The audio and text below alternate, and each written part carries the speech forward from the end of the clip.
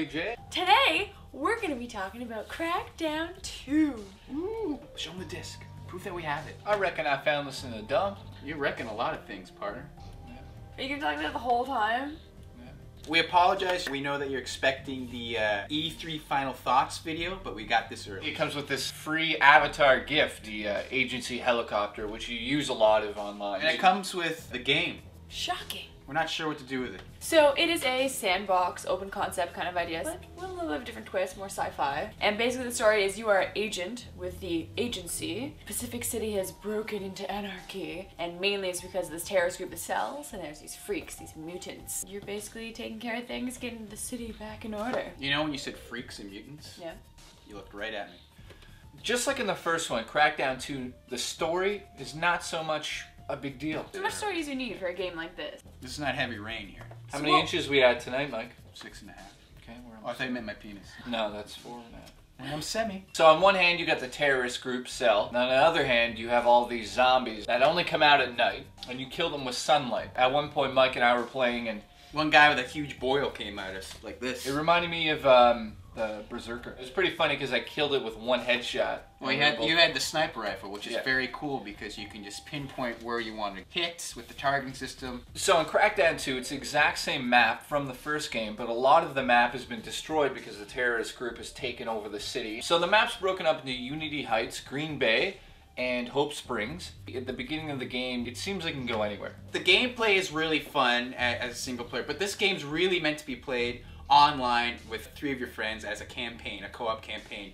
The missions and the actual campaigns in the game are kind of repetitive, but of course they'll vary when you have a bunch of people playing. Basically the same thing over and over again. There's 3 absorption units. You activate them by going to them, standing on this little plate. Fighting off the Cells. The absorption unit grabs the sunlight and deflects it to an area, and this is to basically to kill the freaks. So you have to get 3 of them. It makes 3 beams, and where those 3 beams intersect, a beacon lands via helicopter. When the beacon lands, you have to protect it from all the freaks because they know that it's there to kill them. And that's when the throwing up projectile guys come running at it, or they're the kamikaze guys that come running at it too. And what's good about this game as well is you can take over enemy strongholds, and there's usually about 3 to 2 of them in one little section on the map. And once you've taken over both areas, you can actually radio call a helicopter to land a vehicle or weapons to that position. And the strongholds are right beside the deflectors, so it's all intertwined. So the gangs are kind of protecting the deflectors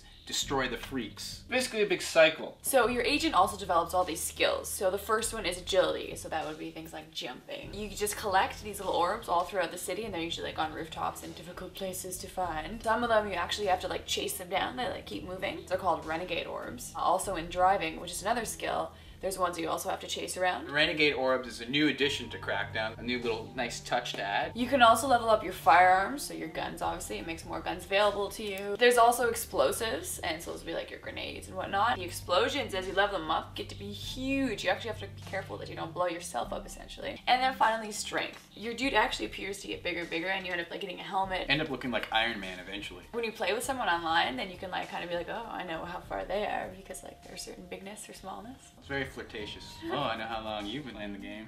I don't know. Big armor.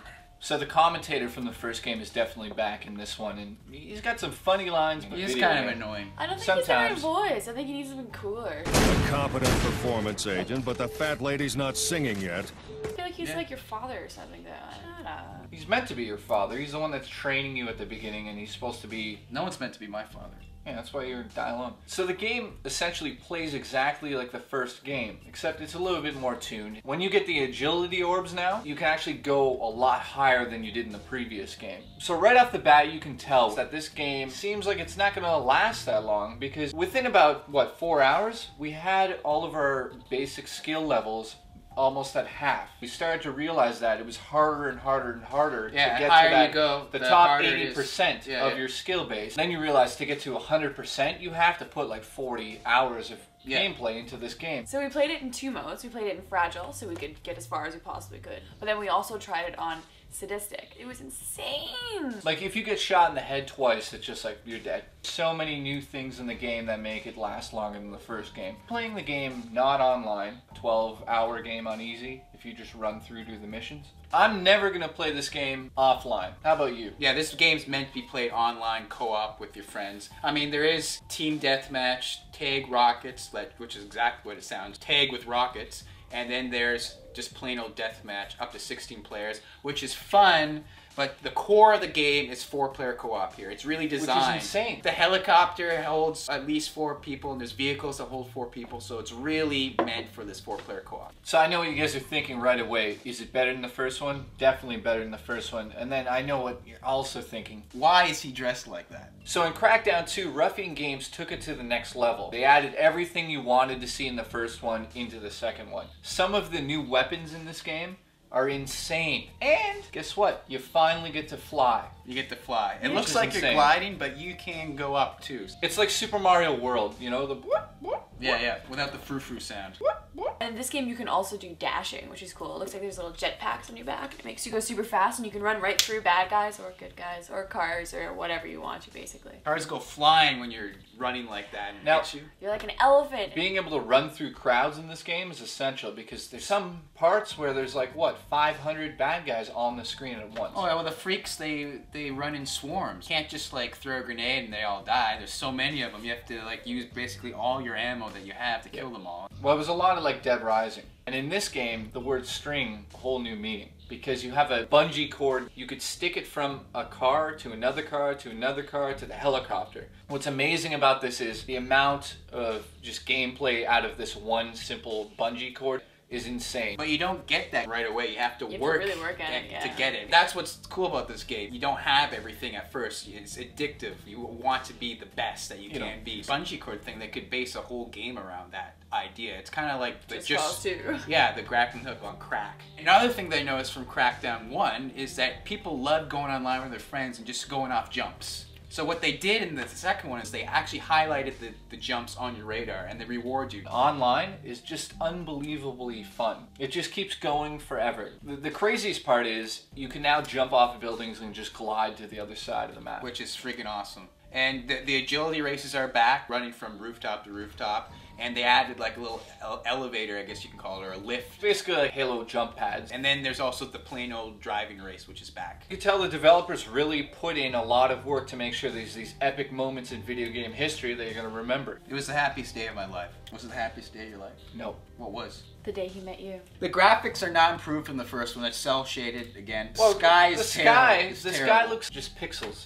It's not so good. And there's certain online orbs that you can only get if you're playing online. Single player offline, you could see these little live symbols on the orbs. And Xbox Live orbs. Fortunately, you can't get this. Screw you! There's also the blue mystery balls, which give you abilities in a whole bunch of different areas. They give you everything all at once. I didn't like the aiming mechanism in this game. In order to go from target to target, you have to tap the left trigger instead of just pointing left or right. So if you have like a bunch of freaks and you have like a car, and you can hit the gas tank to blow up the car. The problem is like you're hitting left trigger and you're getting like locked. Circulating through all you're locking on all these it's freaks. frustrating. You're like, I just want to go right there. Yeah, that was a little frustrating. Jumping from like window to window. Sometimes it's irritating just because you have to go like in and out kind of thing, because it'll be like balconies.